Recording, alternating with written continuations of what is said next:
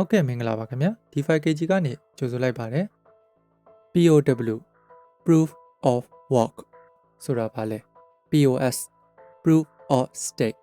ဆိုတာဘာလဲ DeFi Decentralization Crypto လောကမှာပေါ့နော် Proof of Work နဲ့ Proof of Stake ဆိုပြီးတော့နှစ်မျိုးနှစ်စားရှိပါတယ်ဒီနေ့ရဲ့ D5KG ရဲ့ဗီဒီယိုလေးမှာတော့ Proof of Work နဲ့ Proof of Stake ရဲ့ကွဲပြားခြားနားပုံလေးကိုပြောပြသွားပေးချင်တာဖြစ်ပါတယ်ခင်ဗျာ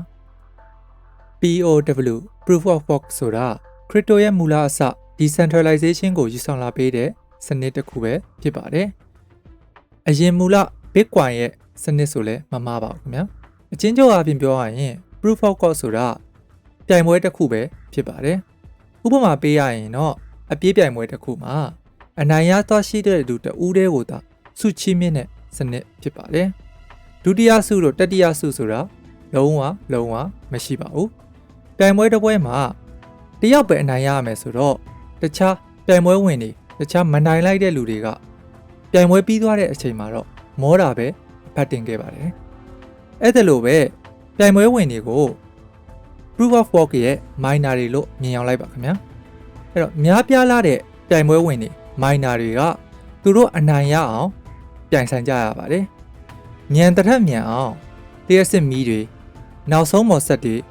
အသုံးပြုပြီးတော့ပြိုင်ဆိုင်ကြပါတယ်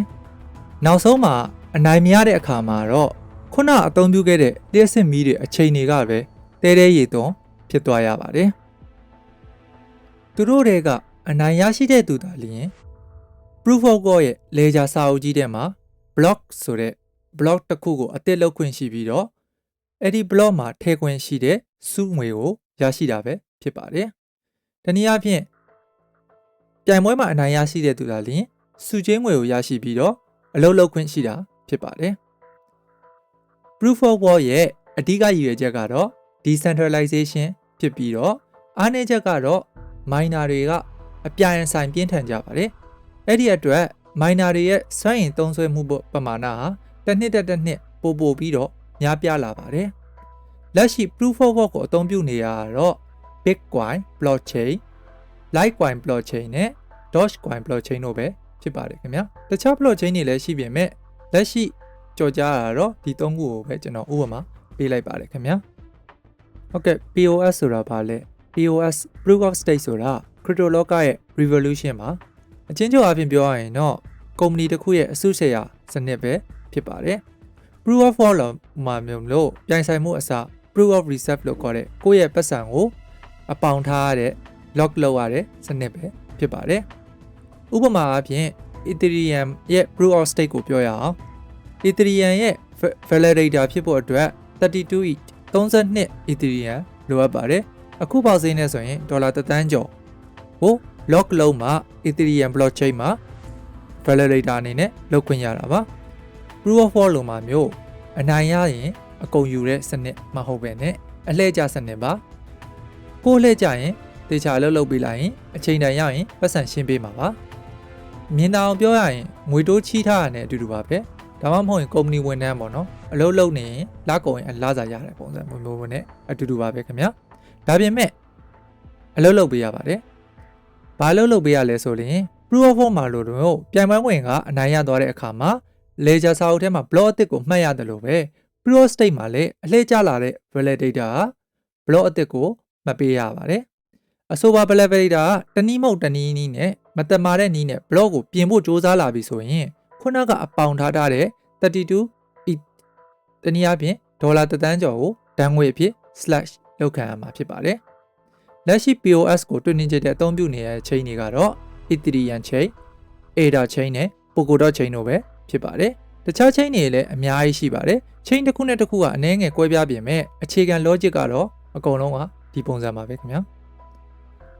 အဲ့တော့ POW Proof of Work ဆိုတာဘာလဲ POS Proof of Stake ဆိုတာဘာလဲဆိုတာကိုအကြမ်းမြင်အဖြစ်နားလည်ပြီးဆိုရင်တော့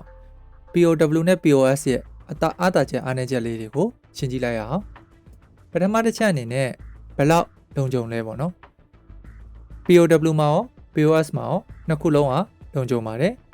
ဒါပေမဲ့ 51% attack လောက်ခံရရင်တော့စနစ်နှစ်ခုလုံးပြိုလဲနိုင်ပါတယ်အဲ့တော့နှစ်ခုလုံးကိုတမတ်စီပေးပါမယ် နောက်တစ်ခု decentralization ဘယ်လောက်ထိအာဏာဘယ်လောက်ထိခွဲဝေအုပ်ချုပ်ထားလဲပေါ့နော်ဒီအချက်မှာတော့ POW proof of work ကအနိုင်ရရှိသွားပါတယ်အကြောင်းကတော့အမြတ်ရဖို့အတွက်ပဲမဟုတ်ဘဲနဲ့ community ကောင်းစားဖို့အတွက် mining ကိုလှုပ်ဆောင်မယ်ဆိုရင်ဒါနောက်ဆုံးပေါ် fancy mining စက်ကြီးတွေမလိုပါဘူး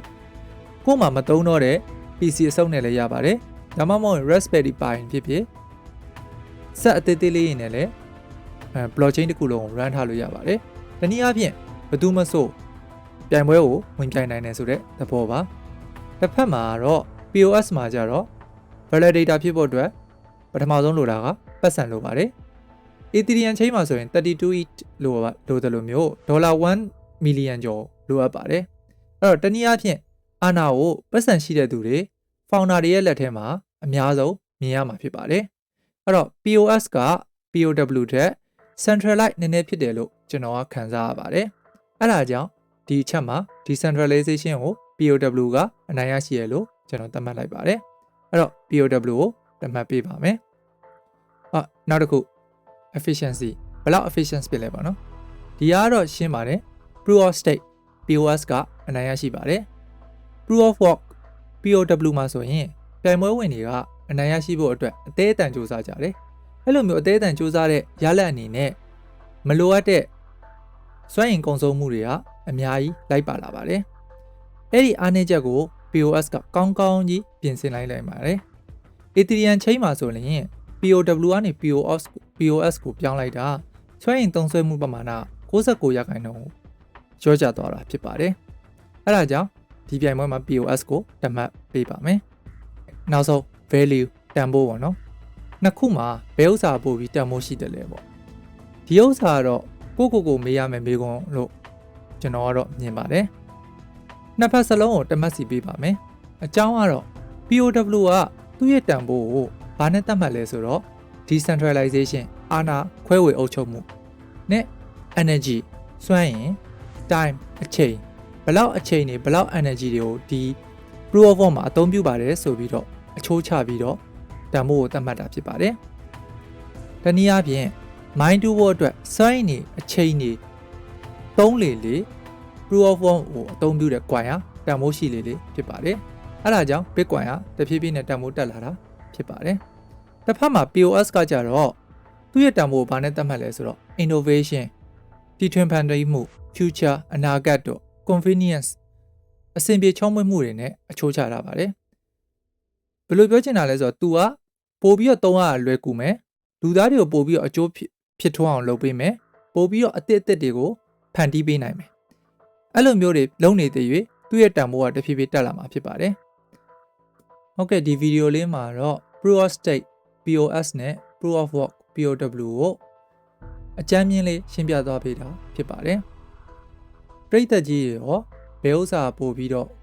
တန်ဖိုးရှိတယ်ဘယ်ဥစ္စာပို့ပြီးတော့ကြိုက်တယ်ဆိုတာကိုအောက်က comment လေးမှာရေးသွားပေးပါအောင်ခင်ဗျာအခုလိုမျိုး educational